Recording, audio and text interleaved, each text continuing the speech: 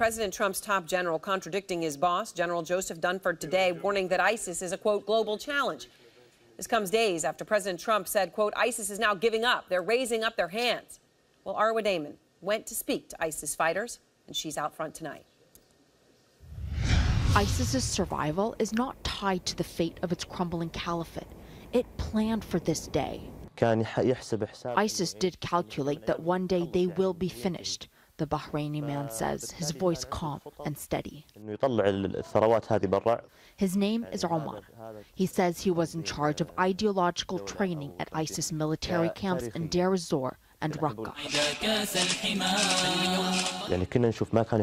He tells us they did not put a lot of money into the battles they fought. The weapons they used were the weapons of the enemy. The money went elsewhere, Omar says. Even during times of austerity, there was always a calculation for the future. No one knows exactly how much ISIS is worth now. In 2014, the group was thought to have a total of $1.5 to $2 billion. It was making $1 million a day from oil fields, more than enough for its regular expenses. ISIS has distributed its revenues overseas for the next phase of its war. Isam is an ISIS member from Morocco who oversaw the border crossings between Turkey and ISIS territory. He tells us that ISIS would train and dispatch members to set up companies, which then acted as facilitators, but also behaved as regular businesses. ISIS may no longer physically control swaths of Syria and Iraq, but it thrives underground. And it is widely assumed that the ISIS leadership, Abu Bakr al-Baghdadi and his top lieutenants, are in the border areas between Syria and Iraq, familiar territory.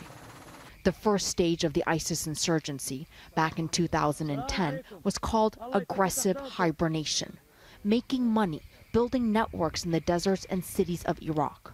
In many ways, ISIS is going back to that strategy, waiting for the next opportunity.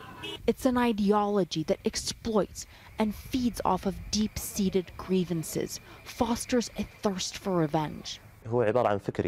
They will spring up somewhere else, Omar says, if you don't know how to fight them ideologically. ISIS plots for the long game. Its leaders are fond of saying that it's not ruling Mosul and Raqqa that counts. It's the will to fight. And ISIS will once again simply bide its time. And Aaron, both of those men had, in fact, in the last 3 to 4 weeks, handed themselves over to the Syrian Democratic Forces, telling us that, as we already do know to a certain degree, ISIS is already taking advantage of security vacuums that exist worldwide, expanding itself even deeper into areas in North Africa, Southeast Asia, and beyond.